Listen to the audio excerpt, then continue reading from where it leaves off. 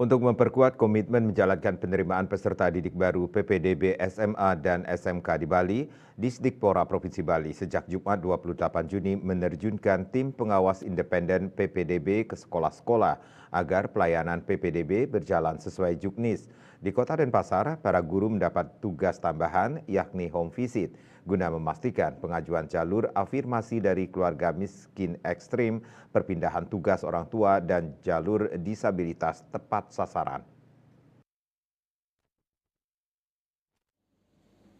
Di Denpasar, SMAN 4 Denpasar dan SMAN 2 Denpasar menjadi pilihan favorit calon siswa baru.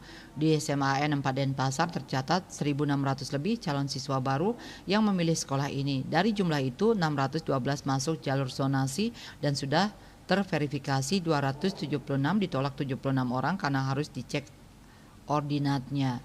Jalur prestasi masuk 185 orang, ditolak 90 orang karena sertifikatnya kurang 6 bulan dan kurang data kepesertaan. PPDB jalur inklusi hanya diikuti 1 orang, namun masih dipending akibat kurang melengkapi surat keterangan psikolog. Yang menarik di sekolah ini, menurut Kepala SMAN 4 Denpasar, Dr. Anas Imadi Sudana, jalur afirmasi kakak miskin ekstrim diikuti 4 orang, namun 1 ditolak karena setelah tim melakukan kunjungan rumah mereka termasuk kategori keluarga mampu. Dikatakan Sudana, untuk jalur nilai rapor diikuti 624 orang dan sudah diverifikasi 458 orang. Sisanya ditolak akibat kesalahan dan kekurangan kelengkapan. Khusus jalur perpindahan dinas orang tua diikuti 23 orang dan 8 orang diverifikasi, sisanya tak memenuhi juknis.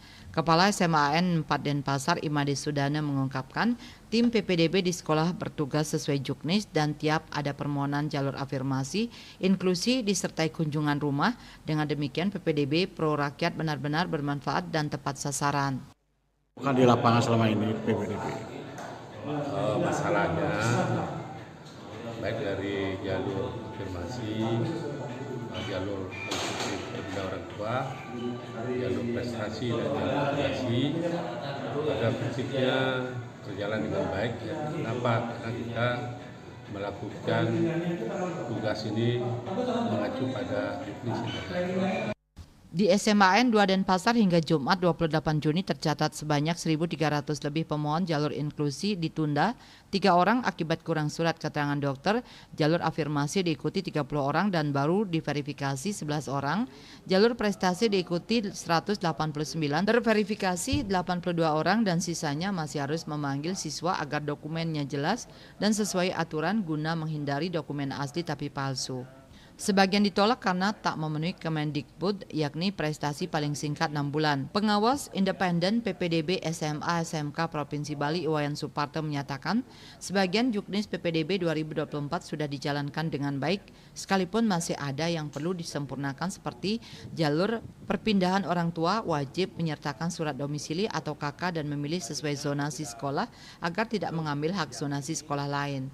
Kedua, dia mengapresiasi kinerja tim PPDB di sekolah karena mau turun ke lapangan home visit untuk mengecek kebenaran data utamanya jalur kakak miskin, termasuk mencari masukan ke tetangga dan K2. Dengan demikian mereka mendapatkan data secara objektif. Dari hasil pemantauan tim untuk SMA 4 dan SMA 2 Denpasar, pada dasarnya berjalan dengan baik dan lancar. Sampai saat ini proses verifikasi dilakukan oleh operator dan tim verifikator untuk memastikan dokumen-dokumen yang menjadi data hukum untuk PPDB 2024-2025. Hasil monitoring PPDB di Kota Denpasar juga banyak ditemukan kesalahan menginput data nilai raport.